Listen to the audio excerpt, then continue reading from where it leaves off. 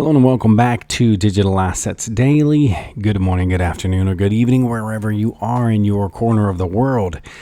I have a lot of exciting news today that is going to help our assets in the long run. The BIS stating the digitalization of money. And on the focus of the summary, the ongoing digital revolution. It may lead to fundamental changes to the traditional model of monetary exchange, and digital currencies facilitate instantaneous peer-to-peer transfers in a way that was previously impossible. So new currencies that transcend national borders could redefine how payments and user data interact. They could affect the nature of currency competition, the architecture of the international monetary system, and the role of government-issued money. And the paper discusses the key questions and economic implications of digital currencies. It discusses how digital currencies could unbundle the traditional roles of money, lead to traditional currency areas that cover multiple countries, and move payments away from banks' credit provision towards digital platforms. Now, these changes could influence the transmission of monetary policy and necessitate the introduction of central bank digital currencies. And again, this continues to get very exciting as we've shown multiple different assets and which exact CBDC they are placing for each country, or I should say which country is built on that specific asset for its CBDC.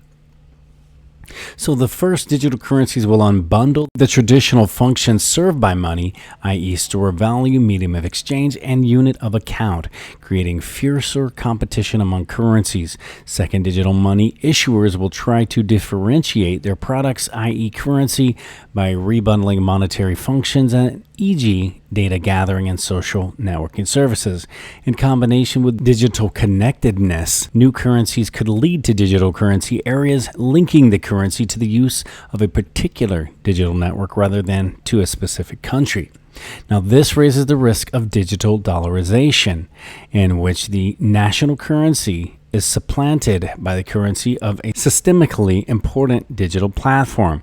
Third, digital currencies affect the competition between private and public money, and cash could disappear, and payments could center around digital platforms rather than banks' credit provision. Governments may need to offer CBDCs in order to retain monetary independence.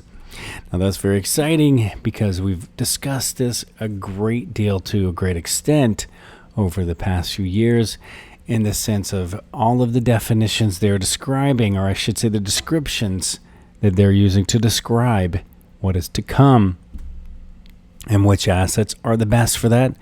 Leave it in the description below. I believe we're all going to say the same thing. Now, institutional investors dump Bitcoin for gold, and JP Morgan analysts say that JP Morgan still sees a $140,000 Bitcoin price as a long-term theoretical target. So amid Bitcoin touching 5-month lows near 30,000 USD, JP Morgan Chase analysts suggested that large institutional investors are now dumping Bitcoin BTC in favor of gold. The Bitcoin flow picture continues to deteriorate and is pointing to continued retrenchment by institutional investors. And over the past month, Bitcoin futures markets experienced their steepest and more sustained liquidation since the Bitcoin asset started last October. And again, just highlighting that there's a subtle scent and flavor in there in the discussion of dumping Bitcoin, as we are continuing to show the different angles and attacks that they're pushing. And here we go. Bitcoin falls further as China cracks down on cryptocurrencies. So you can see how all of these things affect Bitcoin, and they continue to do it month after month. So the price of Bitcoin, again, as the previous discussion, fell below 30,000 for the first time in 3 months. On Wednesday, after China imposed fresh curbs on cryptocurrencies, Beijing banned banks and payment firms from providing services related to cryptocurrency transaction. It also warned investors against speculative crypto trading on Tuesday. It follows falls in Bitcoin of more than 10% last week after Tesla said it would no longer accept the currency. And now also, Coinbase CEO Armstrong is lobbying U.S. lawmakers as crypto scrutiny ramps up. Armstrong said he visited Capitol Hill to network and help answer questions about crypto.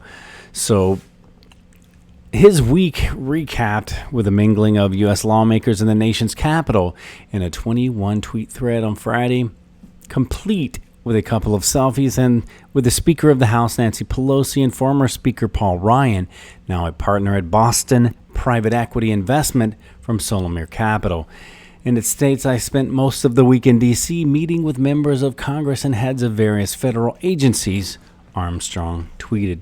And the goal of the visit was to establish a relationship and help answer the questions about crypto. And Armstrong continued, adding he wanted to see what could be done to improve regulatory clarity in the crypto space.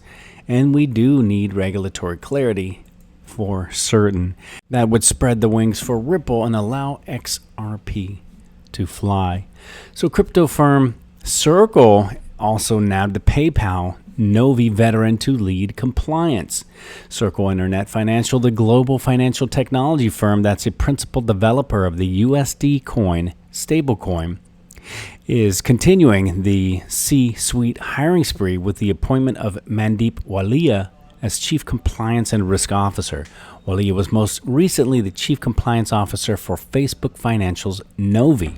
Prior to that, he held senior leadership roles in global financial institutions such as PayPal Inc., and his role will involve helping to enhance Circle's commitment to financial crime compliance, anti-money laundering, the AML, and countering the financing of terrorism and other financial integrity activities, according to a statement from the company. Can you see how this is all starting to build up? Now, also, speaking of USDC, we have Stellar, a Protocol 17 improvement. So, basically, on Tuesday, June 1st, 2021, at 1500 UTC, Stellar validators will vote on whether to upgrade the network to Protocol 17. And if the vote goes through, the upgrade is immediate. So everyone building on Stellar should prepare by installing up-to-date versions of any and all Stellar-related software they use. For more information, see the Protocol 17 upgrade guide.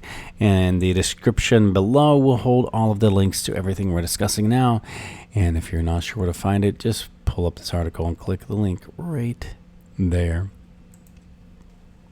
Now, this is getting more and more interesting as we move throughout the video and the content we're sharing, because the World Economic Forum cancels their 2021 annual meeting in Singapore.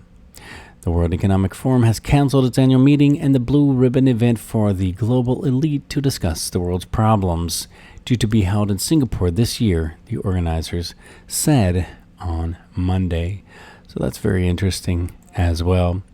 Now we're going to finish this off with some pretty solid news from Ripple.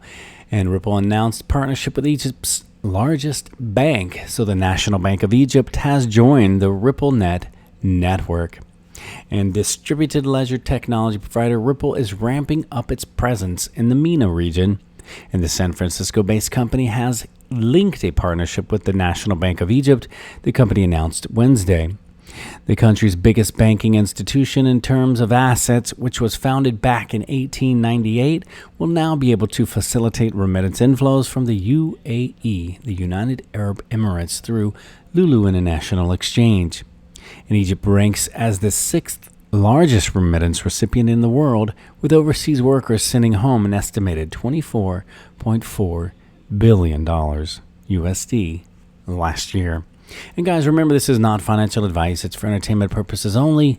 But before we go, I want to leave you with a final thought. Seek respect, not attention. It lasts longer. And thanks to our VIP on Patreon, Surfmeister. And before we go, hit that like and subscribe, and we will catch you in the next one.